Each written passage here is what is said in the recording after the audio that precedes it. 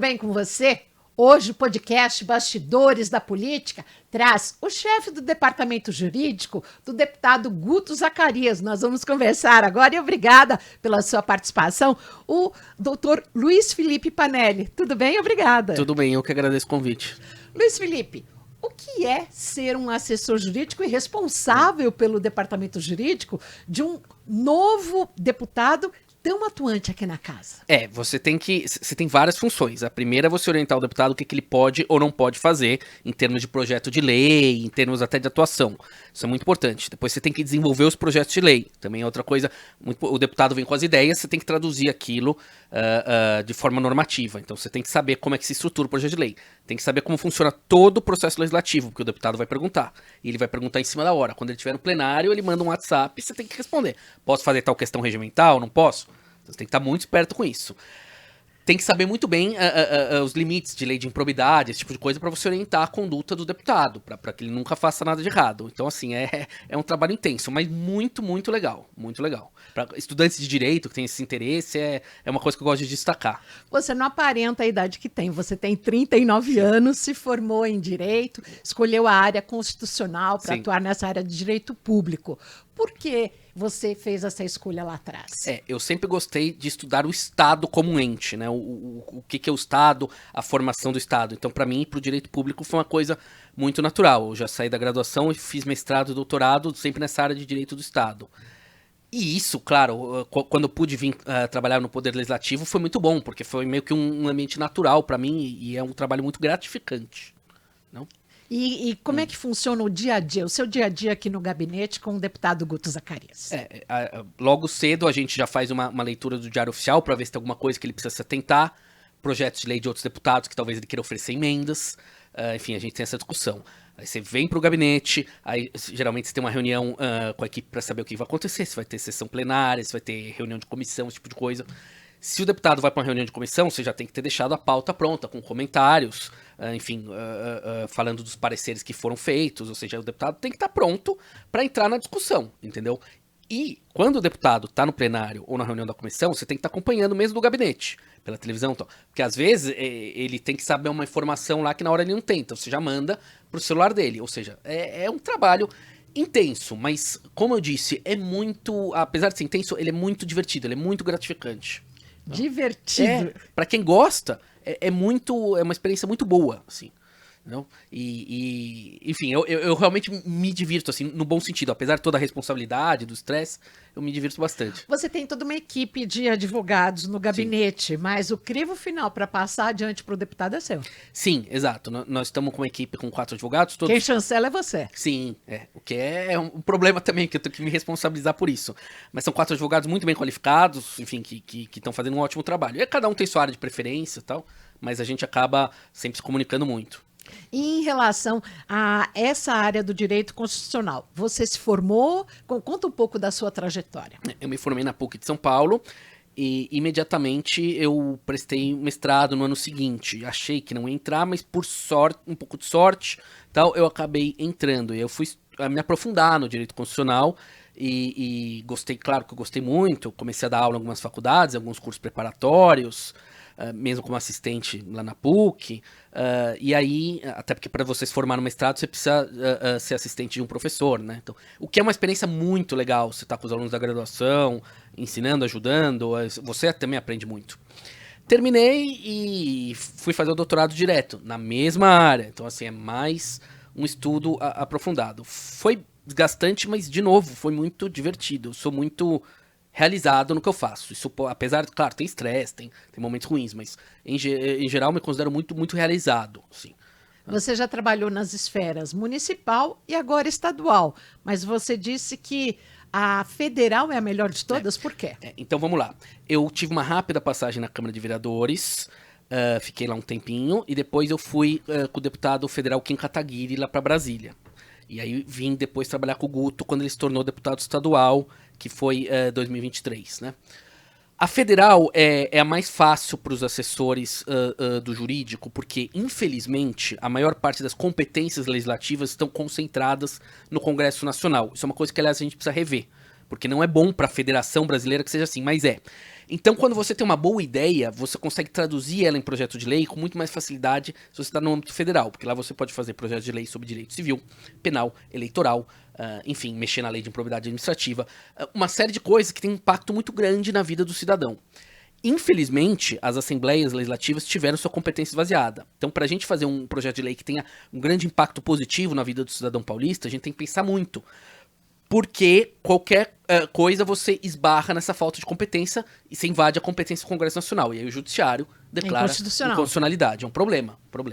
E como é que é a questão da elaboração dos projetos de lei do deputado? O que você pode adiantar para a gente agora para o segundo semestre? O que a gente tem, né? O deputado sempre tem algumas linhas de atuação que ele quer atuar, e aí a gente tenta primeiro ser criativo por conta dessa questão da competência e depois estruturar de uma forma jurídica e que seja palatável para os outros colegas, né? Para os outros 93 deputados. Então ele quer trabalhar muito a questão da segurança, é uma questão que ele está tentando trabalhar, um pouco da questão de saúde, mas principalmente a questão de transparência orçamentária. E também mexer muito nessa questão do orçamento, na medida que a competência permite na questão de licitação e tal, porque você tem um Estado o mais transparente possível. O pessoal costuma falar, o Brasil inteiro está numa luta contra a corrupção, né? O pessoal costuma falar que o melhor detergente é a luz do sol. Quanto mais transparente for a administração, menos corrupção você vai ter, porque a fiscalização popular mesmo aumenta muito, da imprensa, enfim, tudo. Então a gente sempre tenta trabalhar nessa linha. E esmiuça para a gente alguns projetos que você está desenvolvendo agora para esse período. Ele acabou de propor um projeto de uma nova modalidade de prisão de segurança máxima para conter facções, que está sendo um problema. Estamos fazendo alguns projetos para impedir ou dificultar a chamada infiltração de facções criminosas no aparato do Estado. Isso é um problema principalmente nos pequenos municípios.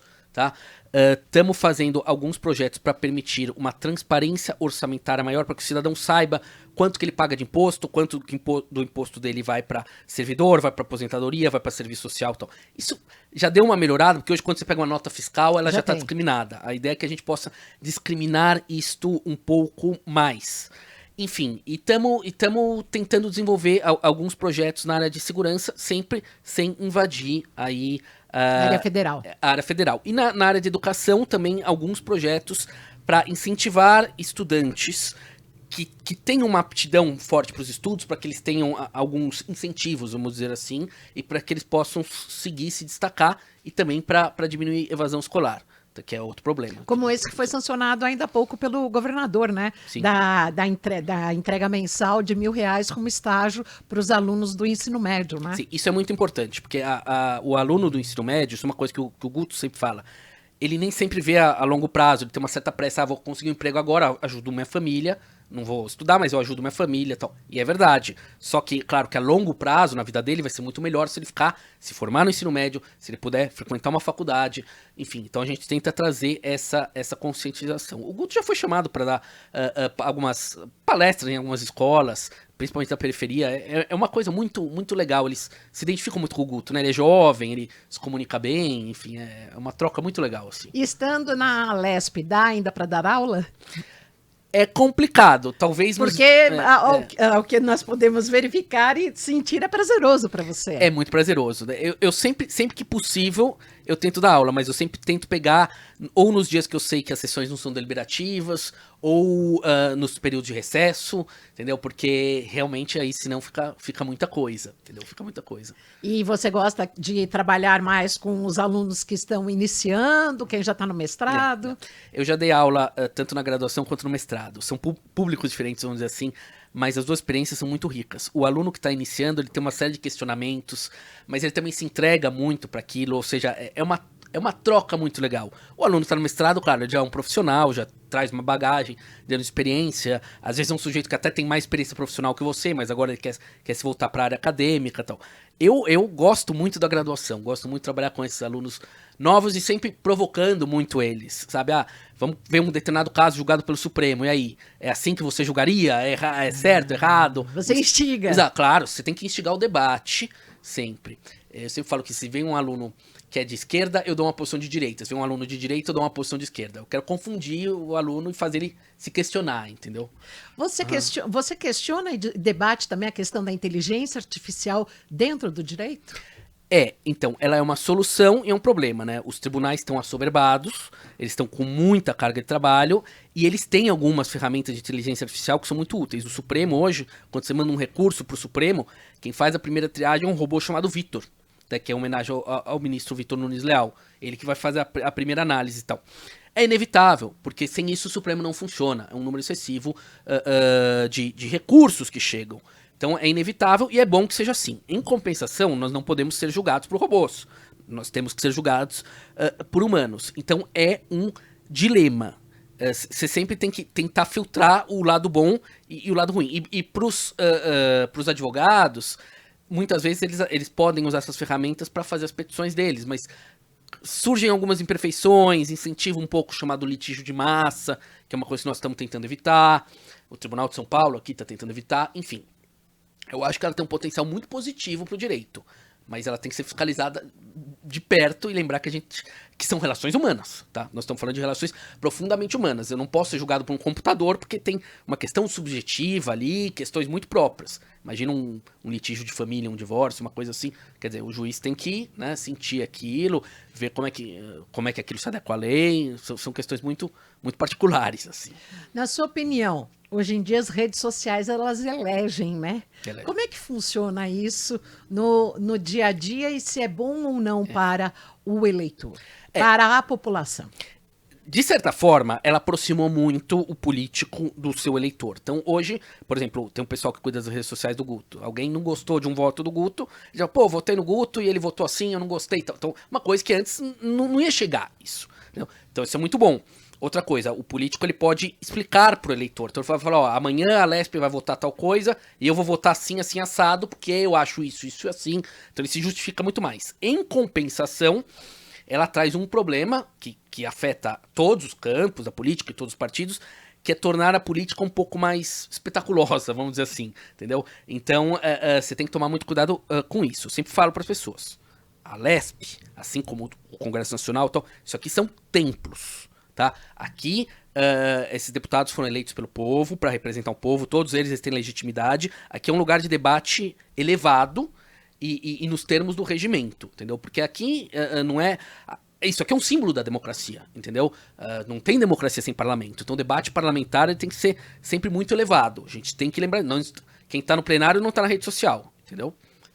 Isso é básico. Respeitoso ao máximo. Respeitoso ao máximo. O outro deputado que discorda de você também foi eleito pelo povo. Ele tem a mesma legitimidade que você, entendeu? E, de novo, o prédio do Poder Legislativo ele tem que ser encarado como um templo. Aqui é a instância democrática máxima, entendeu?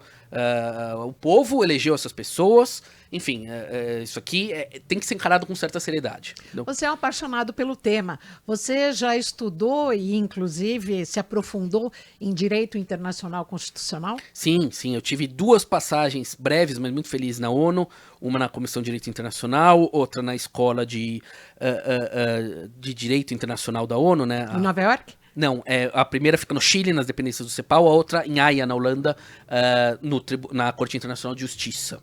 Tá? A ONU tem acho que 4 ou 5 sedes em Nova York, enfim, Genebra, até tem uma sede acho que no Quênia, uma coisa assim. Mas é muito, muito interessante, porque no direito internacional as relações são totalmente diferentes do que no direito nacional. Você não tem uma relação hierarquizada. Mesmo os tribunais, a Corte Internacional de Justiça, ela dá uma sentença. Ela não tem como fazer cumprir a sentença. Envolve questões políticas também, ela precisa do Conselho de Segurança. No Conselho de Segurança tem países que têm poder de veto. Então tem um jogo político muito interessante. E o mais interessante para você analisar é que todo o sistema da ONU, tudo, desde do órgão que cuida de agricultura até o órgão que cuida de saúde, eles têm como objetivo último manter a paz. Entendeu? Então, mesmo um órgão que cuida de saúde e agricultura, a ideia é deixar a população num nível de bem-estar de forma que não gere uma tensão social que leve a uma guerra. Entendeu? A ONU veio, né, da Segunda Guerra Mundial, enfim, a ideia era evitar um outro conflito generalizado. Mal ou bem funciona, né, porque a gente teve muitos conflitos, mas nenhum conflito generalizado como ocorreu na década de 40. Você defende um ensino mais aprofundado da política no ensino médio? Sim. mas com algumas ressalvas. Eu acho que ele não pode ser partidarizado. Sim. Tá? O que eu acho que o estudante tem que saber muito bem o que é o Tribunal de Justiça, o que é a Assembleia Legislativa, o que é o governador. Os poderes, a corte. Exatamente. Os direitos que ele tem, os deveres que ele tem, que todos nós temos, enfim, esse tipo de coisa. Para que ele, independentemente da área que ele for, se for pro direito ou pra outra área, para que ele saiba como funciona o Estado e para que a gente possa ter um debate também mais respeitoso e menos polarizado. Eu acho que isso é muito importante, entendeu? Quem acaba se aprofundando nisso sempre vai ter uma preocupação maior em ouvir o outro lado, entendeu? Você aprende muito com as pessoas com as quais você discorda. Tem muita diferença, você já falou que já esteve em Brasília, no Congresso, Sim.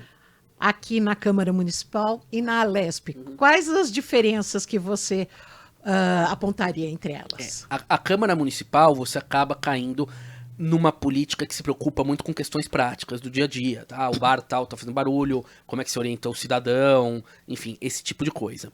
No Congresso Nacional, você vê a discussão de grandes temas para a sociedade, mas é mais difícil que um deputado só faça a diferença, porque o número é muito grande e você tem uma estrutura de poder muito grande. Precisa de um colegiado, né? Exatamente. Na Assembleia Legislativa, um deputado pode fazer uma diferença e estar mais próximo da população. Em compensação, ele tem que saber trabalhar de forma inteligente, trabalhar com orçamento, esse tipo de coisa. E na prática, é engraçado porque na Lesp parece que o trabalho é dividido em todos os dias da semana. No Congresso Nacional, porque os deputados iam e voltavam das suas bases, eles se concentravam terça, quarta, quinta. Quarta-feira, principalmente, era um dia que você começava de manhã e saía, sei lá, 1h da manhã e tal. E em compensação, sexta-feira era um dia muito mais tranquilo. Na Lesp, não. Parece que todos os dias tem a mesma carga de trabalho. É interessante isso, né? No seu gabinete é de segunda a sexta. Segunda a sexta, sim. Sempre tem alguém lá, e, enfim, a gente tá sempre falando, mas é uma carga de trabalho bem dividida, né? Não é o seu atendimento direto, mas como é o atendimento do gabinete à população? Geralmente eles entram em contato pelas redes sociais, porque o Guto tem muito esse perfil. Mas quando vem alguém lá pessoalmente, a gente então encaminha para um assessor que faz esse tipo de direcionamento. Às vezes a pessoa veio buscar a Lesp, mas na verdade o problema dela pode ser resolvido por um órgão público, por exemplo. Então a gente fala, você tem que contatar a Defensoria Pública, tá aqui o telefone, você vai falar isso, você tem que contatar o Ministério Público. Quando é uma questão da Lesp, a gente conversa, a gente vê. Às vezes a pessoa está insatisfeita com alguma coisa, quer mudar alguma lei e tal, a gente vê se é possível ou não. Se não é possível, a gente explica, entendeu? É importante a pessoa saber que ela não vai ser ignorada. Claro que a gente não pode resolver todos os problemas, tem que tomar muito cuidado, porque a gente sempre fala para as pessoas, olha, a gente não pode te encaminhar, por exemplo, para um hospital, para uma escola, existe uma fila, essa fila tem que ser respeitada, nenhum deputado pode fazer isso, enfim, isso a gente sempre deixa muito claro, mas a gente tenta dar uma atenção e, na medida do possível, encaminhar para uma solução. Isso para a população. E para os prefeitos do interior? Os prefeitos é uma questão engraçada. Tinha uma semana lá no Congresso Nacional, se aproximava do prédio anexo da Câmara, tinha uma fila enorme, aqueles prédios em Brasília enormes, e uma fila enorme, assim, dando volta no prédio. O que é isso? O que são essas pessoas? São prefeitos. Eles estão vindo aqui discutir orçamento. Tá? E na Lesp isso acontece também, mas é de uma maneira... Eles têm um pouco mais de acesso direto ao deputado. O que eles querem? Eles querem orçamento, verba para construir hospital, para fazer manutenção de escola, esse tipo de coisa. Emendas. Todo prefeito tá brigando pela sua cidade, entendeu? Então a gente tenta ver quais são as prioridades, junto com as prioridades do governo, e tentar distribuir isso de maneira racional, entendeu? Claro que toda cidade tem um direito a um X número, mas eles brigam por emenda, e acho que tem que brigar mesmo, eles estão lá para isso, eles estão defendendo o povo que elegeu eles, mas é uma relação complicada. Eu, particularmente, acho que a federação devia ser um pouco mais descentralizada, até para que os prefeitos tivessem mais autonomia. Acaba sendo muito centralizado na União, que depois vai repassando o orçamento para os estados e para os municípios. Isso eu não acho tão bom, mas foi a maneira que foi feito, né? Naquela transição da ditadura para a democracia, acabou consolidando esse modelo. E o deputado Guto, ele permanece aqui na capital ou viaja também pelo interior e litoral? Então, ele tem viajado bastante, principalmente para aquela área de Sorocaba, viajou bastante no litoral, quando teve aquelas enchentes terríveis lá, que deu desabamento ali em São Sebastião, ele foi para lá. Enfim, ele tem viajado bastante, assim. Mas, claro, a base dele é aqui na capital. E os prefeitos vêm, é engraçado, né? Os prefeitos vêm, às vezes, de regiões distantes do estado para discutir orçamento. E vêm falando que precisam de verba para hospital, escola, tal. A gente sempre entende isso e sempre tenta, na medida do possível, corresponder. Mas a verdade é que o orçamento é uma questão de prioridades do governo. Enfim, ele tem mil questões técnicas aí, né? Essa questão das facções criminosas é um tema que mais preocupa o deputado porque afeta toda a sociedade? Sim, afeta toda a sociedade. Os órgãos de segurança, eles têm mostrado um certo crescimento das facções criminosas no aparato do Estado, principalmente em municípios pequenos que não tem... Município pequeno não tem uma corregedoria, não tem uma ouvidoria, enfim, são estruturas muito pequenas.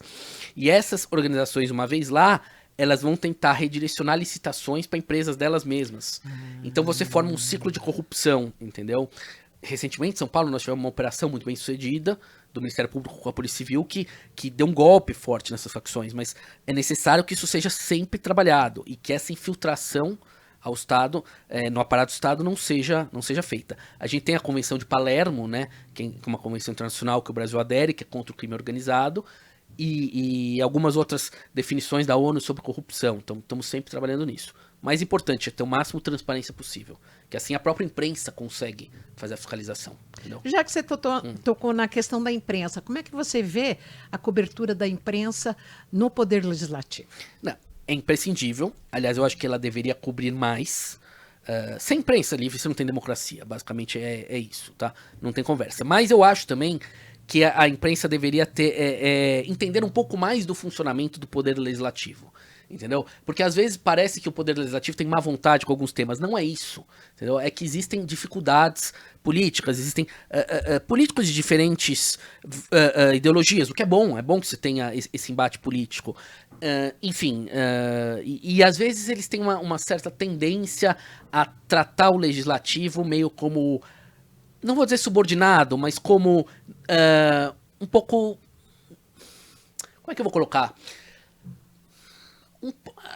Subordinado aos interesses do executivo e do judiciário nesse jogo de poder. E não é isso, o legislativo tem uma agenda própria. Tem autonomia. Exatamente. Só que os três poderes, eles têm que agir de maneira harmônica também, entendeu? Então a gente vê problemas como esse que estão acontecendo com o orçamento agora no Congresso Nacional, que vão ser resolvidos da maneira institucional, tal. Você tem que entender que... E a questão da emenda PIX. Exatamente, e mesmo das emendas impositivas. O Congresso Nacional fez essas mudanças porque eles queriam direcionar as emendas para as bases deles. Tem que ver o todo, que é o que o Executivo vê? Concordo. Pô, as emendas têm que ter o máximo de transparência possível, que é o que o Judiciário está falando? 100% concordo. Mas tem que ver que aquele deputado também que tá tentando trazer recursos para a base dele, porque às vezes ele sabe das necessidades da base dele. Então, assim, é um jogo que todo mundo tem razão e que todo mundo tem que ceder também, entendeu? É o que o artigo 2º da Constituição fala, né? Os poderes são independentes e harmônicos, né? Então eu acho que a imprensa podia se atentar um pouco mais a isso. Mas, claro, a cobertura da imprensa, e a imprensa crítica. Crítica e investigativa, absolutamente essencial para a democracia. Em 1 ano e meio na Alesp, como que você classifica os seus melhores momentos aqui dentro? E cita eles pra gente. Quando o Guto conseguiu aprovar projeto do Jovem Cidadão, por exemplo, foi um momento muito bom. Alguns embates, mesmo que acalorados, mas respeitosos, que o Guto estava tendo com outros deputados, e você consegue ajudar ele a construir os argumentos, munindo ele de dados confiáveis. Mas você fica no gabinete, ou você vai... Porque no plenário não pode entrar, não pode né? entrar. Tem que ser... Alguns momentos eu já fiquei na galeria. Eu me lembro quando teve aquela questão dos estudantes, foi um momento bem tenso, eu tava na galeria, enfim. A gente vive, né? Tem uma vivência muito intensa, assim. A gente se envolve, a gente tenta ser técnico, mas a gente tem uma certa paixão, assim. Então, quando os projetos são aprovados, a gente vibra. Quando a gente vê que um outro deputado dá um parecer favorável a um projeto Guto, a gente também comemora. Entendeu? Quando o relatório dele foi aprovado numa comissão e tal, a gente comemora. Às vezes a gente fica aqui até tarde da noite para viabilizar isso.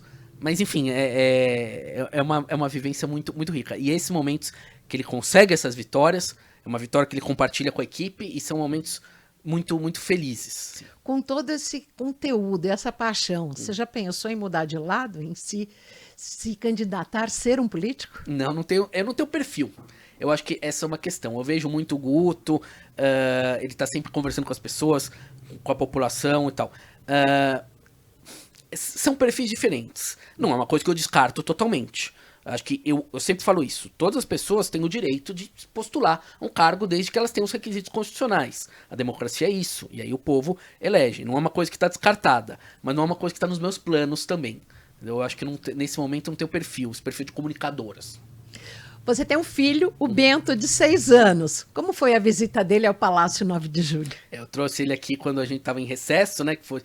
E ele estava extremamente animado, né? Então eu consegui, como estava em recesso, eu consegui levar ele no plenário. Trabalho do papai? Exatamente, levar ele na galeria. E ele viu, ele ficava perguntando o que era aquilo, por que o plenário era assim, por que as pessoas discutiam o projeto de lei, por que tinha comissão. Enfim, foi muito, muito interessante. E ele saiu... gostando muito. Claro que a criança, né, ela ainda tem um entendimento primário, mas é um entendimento muito, muito sincero. E outro dia ele falou, a gente tava conversando, ele falou, mas papai, que seu trabalho é importante. Eu falei, por que o meu trabalho é importante? Porque você cuida das leis, né? Eu falei, não, mas não sou só eu, né? Uma grande equipe aí que cuida das leis. Mas é importante que as crianças conheçam também, que elas tenham essa vivência. E você já visualizou aqui pelos corredores da Lespe as visitas de escolas, as visitas monitoradas daquela criançada que faz uma algazarra? Já, e eles já foram no gabinete fazer perguntas. E vou dizer, são perguntas às vezes difíceis, viu? Pertinentes, difíceis, eles têm questionamento, principalmente os de ensino médio, né? Mas a gente sempre tenta responder, tenta mostrar como é que funciona, e eles têm um interesse muito sincero nisso. Eu gosto muito quando vem essas visitas de escola, seja pública ou privada, eu acho que é uma experiência muito, muito enriquecedora. Debate pronto, alguma questão que tenha ali marcado mais, que tenha falado, poxa... Eles perguntam sempre, e aí, quais projetos vocês fizeram? E às vezes a gente fala, a gente fez tais... Por que por que não fez um projeto sobre crime? Porque a competência é do Congresso, tal, mas eles questionam, você tem que ter os números prontos, a gente já fez tantos projetos, tantos relatórios, porque eles vão perguntar. Cobrança. Né? Tem cobrança. E que bom que tenha cobrança. Estudante, imprensa, sociedade, tá aí pra cobrar político. O político tem que responder pra imprensa, pra sociedade... O político está aqui para responder para a sociedade, entendeu? Esse é o nosso pensamento. De agora até o final do ano, o que você acha que o deputado Guto vai ter mais trabalho? Vai ter bastante trabalho com orçamento, tá? A gente quer ver como é que vão ser distribuídas as questões de emendas orçamentárias, principalmente para a área de segurança e saúde. Vamos tentar atender áreas prioritárias na questão da saúde, que são às vezes hospitais regionais que fazem um trabalho extremamente importante para a comunidade e que às vezes precisam de mais verba. A gente tem as questões das santas casas, elas são ligadas ao SUS, fazem um trabalho extremamente relevante no atendimento à saúde da população, mas infelizmente algumas delas estão em estado financeiro ruim. O próprio secretário da Saúde, que esteve ainda há pouco aqui na TV Alesp, ele falou que a tabela SUS paulista, que reajustou em muitos procedimentos, isso ajudou bastante e está dando até um grande retorno no que diz respeito ao atendimento à população, Não, né? Sem dúvida, porque essa era a principal queixa das Santas Casas. Congelada há 20 anos, Congelada há 20 anos. A tabela do SUS. A Santa Casa Federal. aqui de São Paulo, fica ali em Santa Cecília e tal, presta um atendimento extremamente importante para a população e estava com dificuldades financeiras sérias, entendeu? Nós estamos tentando, a Alesp, outros órgãos tal, levantar essas instituições. Algumas Santas Casas, elas atuam regionalmente no interior, entendeu? Sorocaba, por exemplo, tem um hospital pediátrico que atende não só Sorocaba, mas todo o entorno da cidade de Sorocaba. Isso é extremamente importante. Então a gente vai tentar fazer esse trabalho e a área de segurança, principalmente saúde mental dos policiais, civis e militares. Esse é um tema que preocupa muito. Cresceu o suicídio na polícia militar. Temos que combater isso. Os policiais militares eles têm que ter atendimento psicológico, atendimento psiquiátrico, porque a gente não quer perder nenhum policial. E vocês vão lutar por isso. Vamos lutar por isso também na questão orçamentária, entendeu? Também na questão orçamentária. E lógico, cada deputado tem sua prioridade. Um deputado que era professor e foi eleito, ele vai pedir emenda para educação. Que bom que é assim, que bom que tem esse embate. Eu acho esse embate democrático e rico. Nós vamos lutar pela área de saúde e segurança. Mas essa questão da saúde mental do policial, vocês pensam também num projeto de lei ou em dotação de recursos do orçamento? Primeiro a dotação de recursos, tá? Depois a gente pensa em um projeto de lei para dar, vamos dizer assim, o direito do policial militar e civil ter um atendimento psicológico e psiquiátrico. Existem algumas questões técnicas. Alguns projetos de lei eles têm que vir de iniciativa do governador. né, principalmente que estruturam carreiras e tal. Quando é assim, a gente prefere trabalhar junto com o secretário. Por exemplo, é muito possível que no ano que vem o governador envie um novo projeto de estruturação da Polícia Civil, o que seria extremamente importante. A Polícia Civil, um órgão importante, está com uma lei defasada, uma lei da época da ditadura militar. Esse projeto tem que vir do governador. Vamos trabalhar junto com o secretário para que já trate dessa questão da saúde mental do policial civil e também para que tenha essa estruturação de carreira, promoções internas com base no mérito, enfim, esse tipo de coisa. A Polícia Civil é essencial. Luiz, para encerrar, e o cafezinho aqui da Alesp? Dá para tomar cafezinho com os correligionários ou mesmo com assessores de outros partidos? Como é que é essa integração? Eu sempre falo que a gente tem que circular, né? Tem que tomar café nos outros gabinetes e principalmente dos partidos que pensam diferente de você. Porque você aprende com quem pensa diferente de você. Quem pensa diferente de você não é um inimigo, é uma pessoa que pensa diferente e tem bons argumentos. Então você tem que ouvir mesmo que seja para discordar. Entendeu? Luiz Felipe, muito obrigada pela sua participação aqui no podcast Eu que agradeço. Bastidores da Política. Eu que agradeço. Olha, hoje conversamos com Luiz Felipe Panelli, ele que é assessor parlamentar, chefe do departamento jurídico do deputado Guto Zacarias, aqui da Alesp.